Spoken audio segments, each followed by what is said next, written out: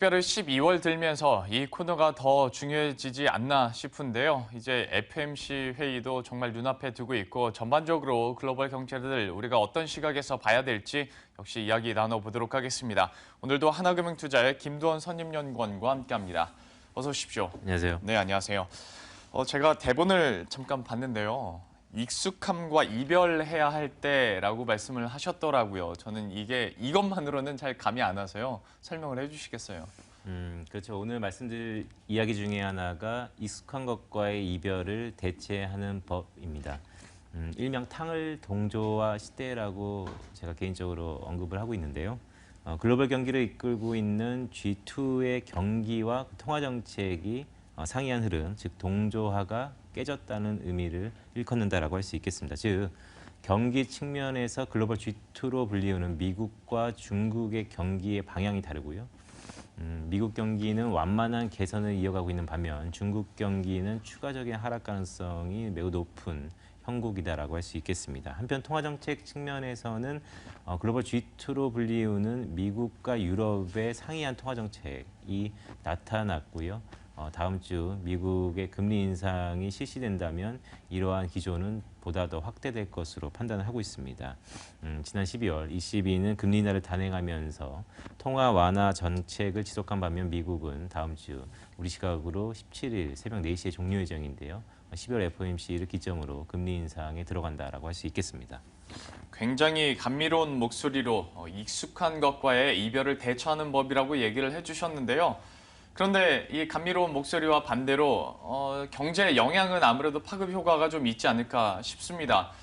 짚어주신 것대로 미국과 중국 얘기부터 한번 해보도록 할 텐데요. 사실 미국과 다른 나라들이라고 짚어도 될 수 있을 정도로 좀 통화 정책이 좀 상이하게 가고 있잖아요. 미국과 중국 이렇게 서로 상이하게 갔을 때 과연 어떤 파장이 일어날까요? 그렇죠.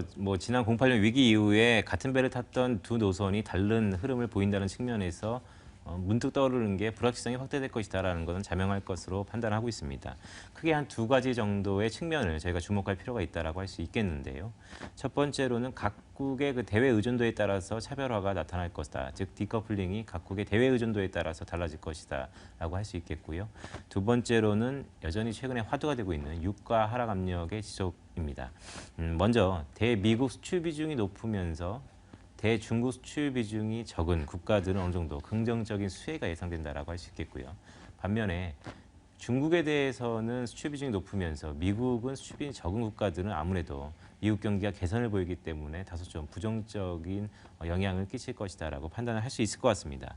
지리적으로 미국과 접해져 있는 캐나다와 멕시코 등이 가장 큰 수혜가 가능하다라고 할 수 있겠고요.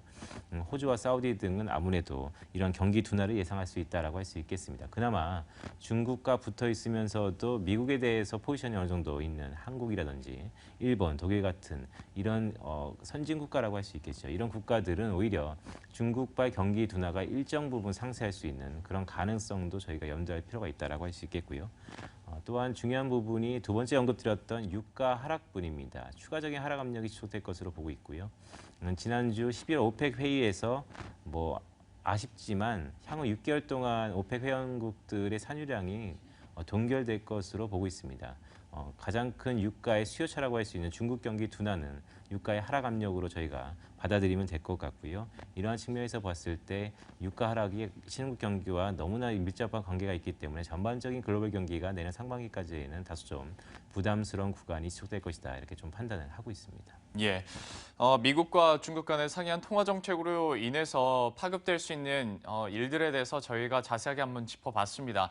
사실 불확실성이 확대된다라는 말처럼 불확실한 말도 없는 것 같아서 제가 구체적으로 하나하나 예시를 통해서 짚어드리고 있는데요.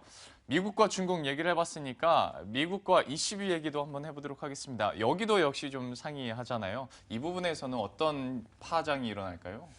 그렇죠. 앞서 말씀드렸던 중국과의 경기가 상향 흐름이라면 유럽과는 통화 정책 자체가 좀 다른 방향 노선을 타고 있다라고 할 수 있겠습니다.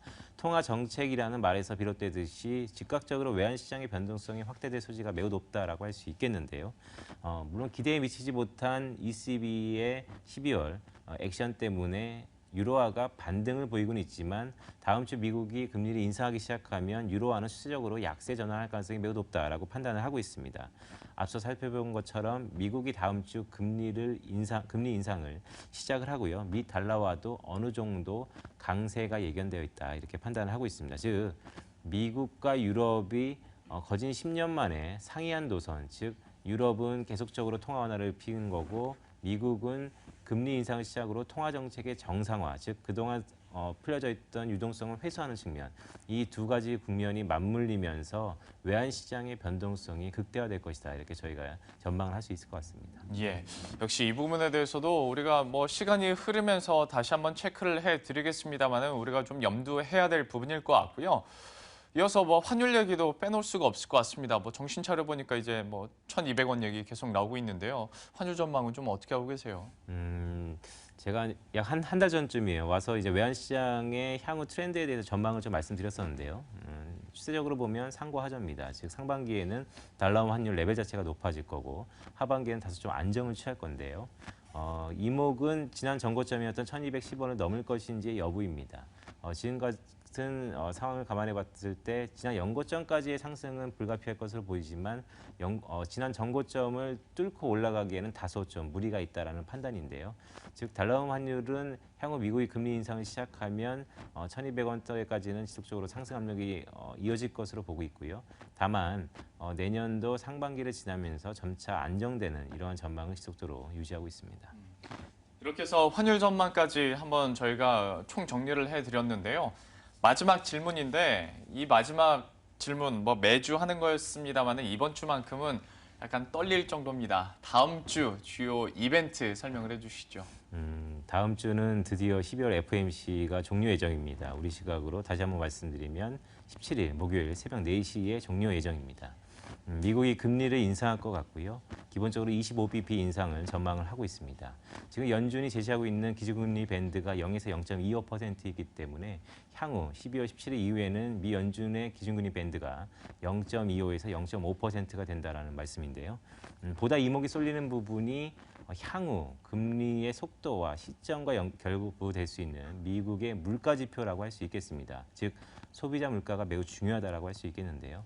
지속적으로 말씀드린 부분이지만 미국이 내년에 한 차례 정도 인상 가능성이 높다라고 할 수 있겠고요. 그 이후에는 더 이상의 인상은 없을 것으로 판단을 하고 있습니다. 아무래도 물가 지표가 이러한 전망의 가장 기본이다라고 할 수 있겠고요. 지속적으로 12월 FOMC 미국이 금리 인상을 시작하고 내년 상반기 중 시점으로 보자면 3월이 유력한데 3월 달에 한 차례 인상 이후에는 미국의 통화 정책의 정상화는 좀 종료된다 이렇게 전망을 하고 있습니다. 예. 사실 미국이 금리를 인상한다고 해서 뭐 천지가 개벽할 일은 아닌데요. 저희가 워낙 오랫동안 다뤄왔던 이슈다 보니까 다음 주 이 시간에 어떤 얘기를 나누게 될지도 좀 기대가 되는 것 같습니다. 하나금융투자의 김돈 선임연구원과 함께 매크로 이슈들 살펴봤습니다. 고맙습니다. 고맙습니다.